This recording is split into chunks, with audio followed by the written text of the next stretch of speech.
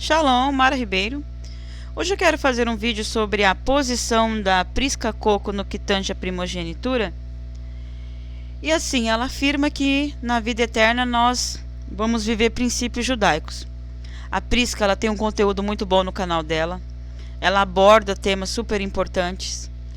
É amante das escrituras. Pensa fora da caixinha, tem uma mente pensante por si, uma fé inteligente, não é alienada, não é manipulada. Ela tem um conteúdo maravilhoso, ela aborda temas como imortalidade da alma, arrebatamento secreto. Ela trata o narcisismo também com muita propriedade de conhecimento. Então o conteúdo dela é muito bom. Meus parabéns, meu reconhecimento. Porém, no que tange a esse tema, eu acho que a gente pode dar uma melhorada. Prisca, a gente pode melhorar. Por quê? Ela afirma que na vida eterna o primogênito vai ter porção dobrada. Que o primogênito é aquele que abre a madre do casal. Isso não é bíblico nem nos tempos da lei. Cristo Jesus vai falar que no novo céus e na nova terra os filhos de Deus serão semelhantes a anjos. Até a aliança do casamento físico, do casamento carnal, vai cessar. O apóstolo dos gentios escreve mais tarde que todos os dons cessarão, até mesmo da profecia, da revelação, do interpretar de línguas.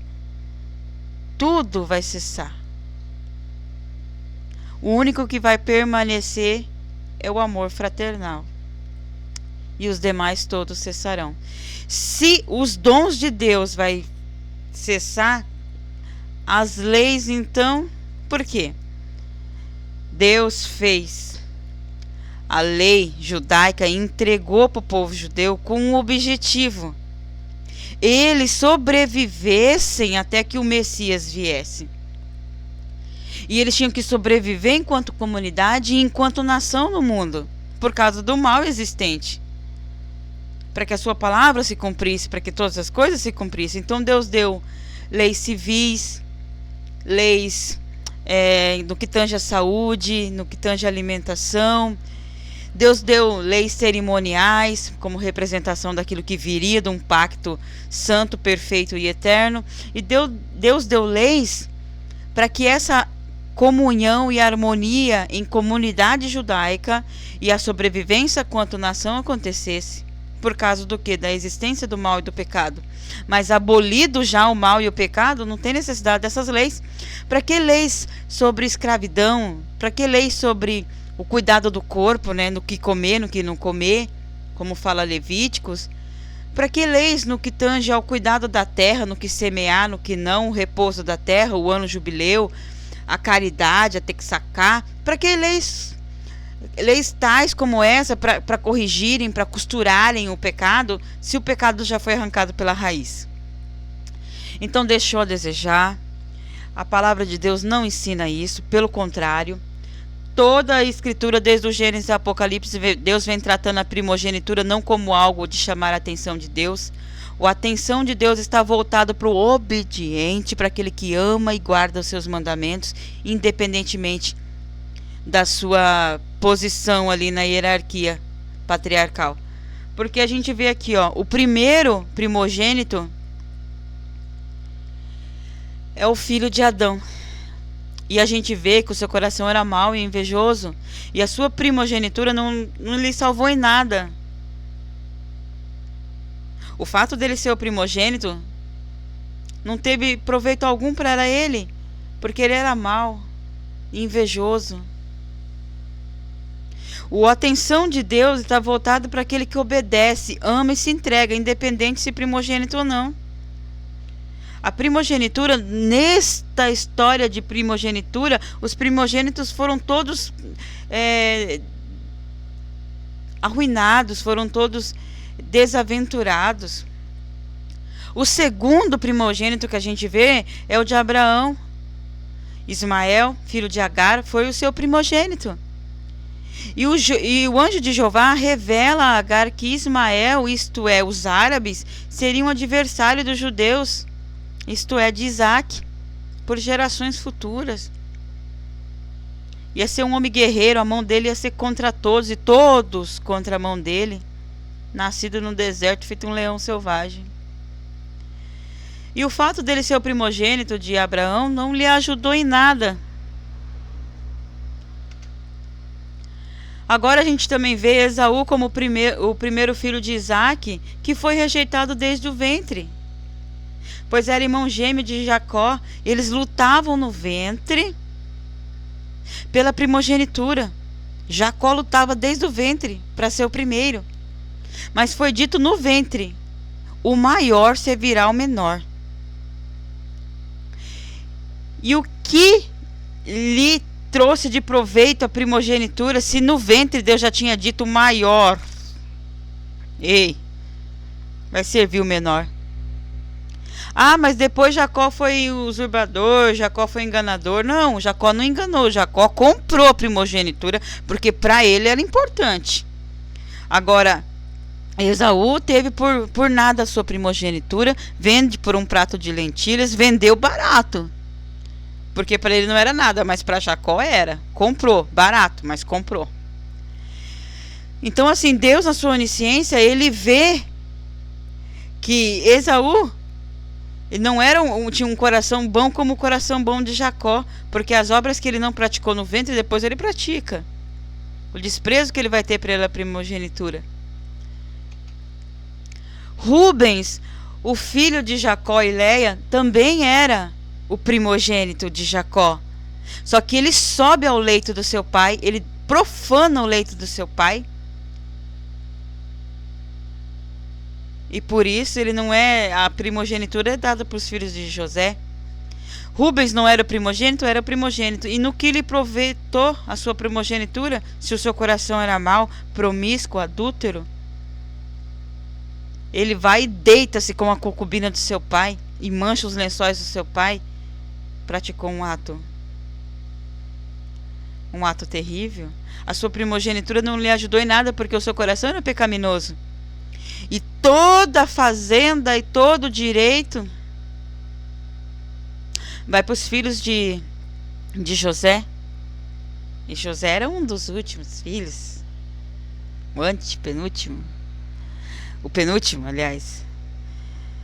Então a gente percebe que a primogenitura não aproveitou em nada quando a pessoa tem um coração ruim. E isso as escrituras trazem muito claro. Se você tem um coração mau, pecaminoso, distante de Deus, a sua primogenitura não tem valor nenhum. O que tem valor diante de Deus? Um coração bom, santo, justo, que ama, que guarda, que zela, que busca, que tem comunhão com o Pai. Não importa se você é primogênito ou não. E isso as escrituras traz desde da antiga Tanakh, desde a lei, as escrituras já traz este olhar muito claro.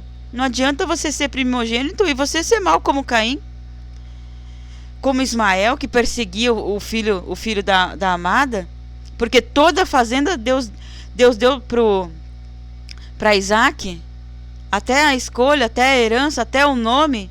Os outros filhos não. Então não adianta você ser o primogênito e ser perseguidor e ser zombador.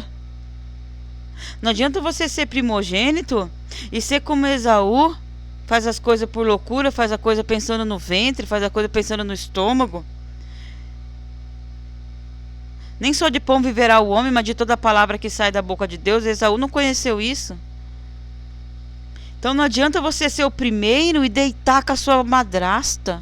Ei, você é o primeiro e isso lhe vai aproveitar alguma coisa se você deitar com a sua madrasta?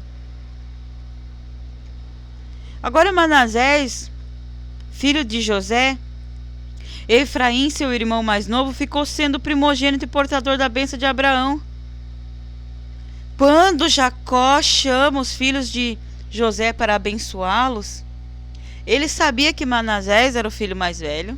E José tenta reverter as mãos de seu pai sobre a cabeça do primogênito, mas porque dizia, tá velho e não enxerga. Mas Jacó fala, meu filho, eu sei. Ei, para que a eleição de Deus ficasse firme, para que o propósito de Deus ficasse firme, não de acordo com as obras, mas por parte daquele que ele chama, por parte daquele que ele ama. A primogenitura não tem valor nenhum. Esses são os nomes dos filhos de Arão, irmão de Moisés. O primogênito Nadab, depois Abiú, depois Eleazar e Itamar. A gente sabe que Nadab e Abiú morreram perante o Senhor porque ofertaram fogo estranho no altar e Deus os matou.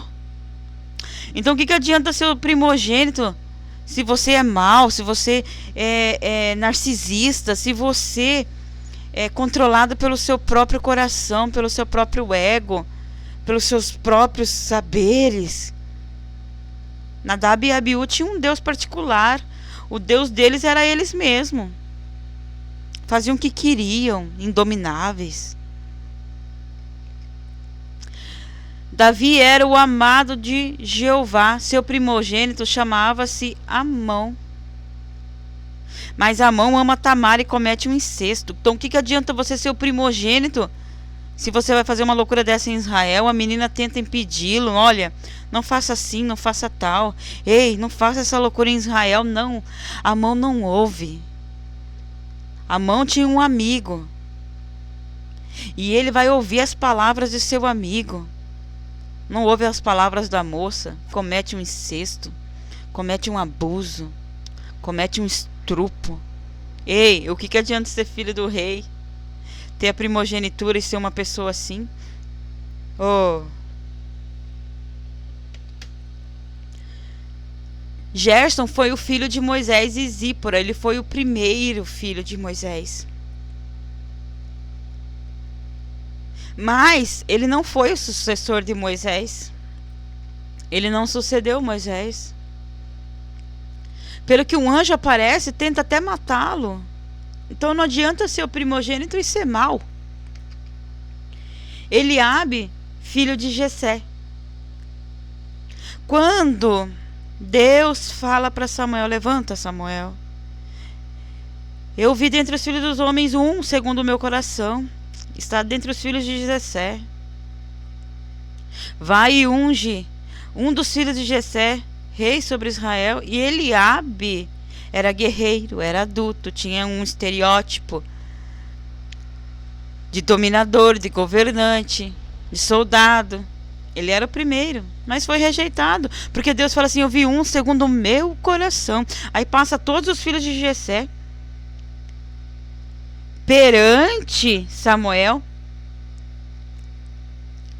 Aí Deus fala: não é nenhum desses que Deus tem escolhido, porque nenhum desses tinha o coração que Davi tinha. Ei, a Eliabe coube a sorte, porventura, por ser primogênito? Não, porque não tinha o coração que Davi tinha. E Davi era o 7º filho dos filhos de Jessé. Mas ele disse: eu escolhi um. Ei, Samuel, que agora tem os meus critérios, os meus conceitos, a minha alma e o meu coração. Era Eliabe primogênito? Não, Eliabe não tinha esse coração. Era o 7º filho. Por quê? Porque o olhar de Deus está sobre aquele que tem amor, comunhão, aquele que ama, que se guarda, que coloca Deus como primazia. Assim diz Jeová: Israel é meu filho, meu primogênito. Agora eu gosto assim, eu gosto das parábolas de Jesus, eu gosto do tratar de Jesus, porque Jesus vem tratando esses 2 filhos de Yahvé. Mas o próprio Yahvé diz no Êxodo 4:22, Israel é meu filho, meu primogênito. E depois, nós, casa gentílica, nos caçula, o menino mais novo, o neném.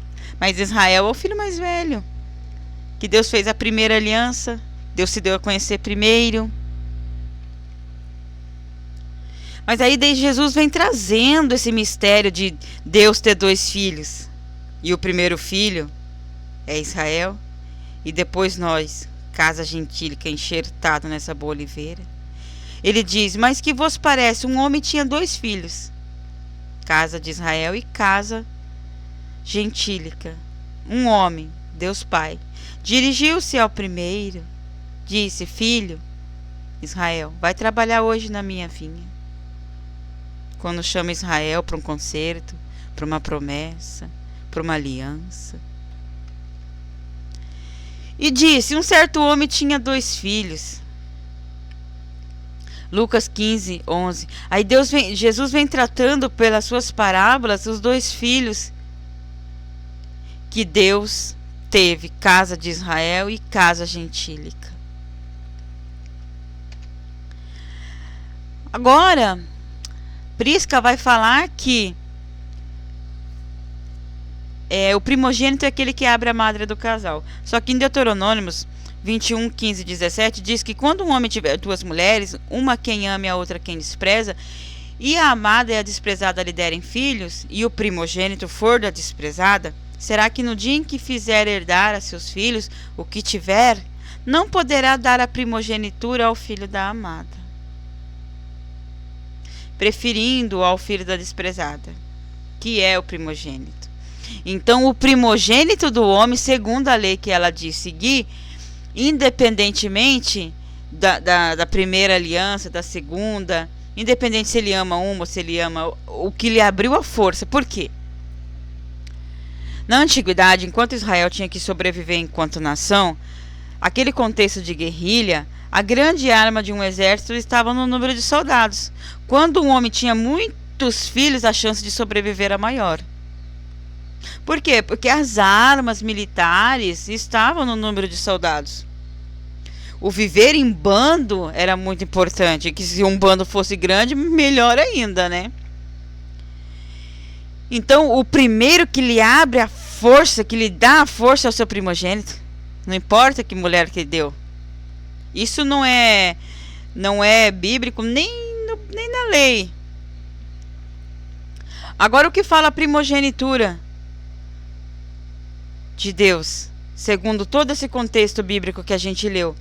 A Universal Assembleia e Igreja dos Primogênitos. Quem? Os que guardam a palavra, os que amam a palavra, os que buscam a Deus, os que temem o seu nome, que estão escritos nos céus, e a Deus, o juiz de todos, os espíritos dos santos aperfeiçoados. Por quê? Porque Deus fará e faz do que ama, do que busca, do que se entrega primogênito. Deus vai dar a sua herança aos seus primogênitos. Mas quem? Aquele que abriu a madre e deu força para o seu pai? Não. O primogênito de Deus aqui é o santo, é os eleitos, é os amados. O que ama, o que guarda, que zela, Deus tem feito deles primogênitos. Entende?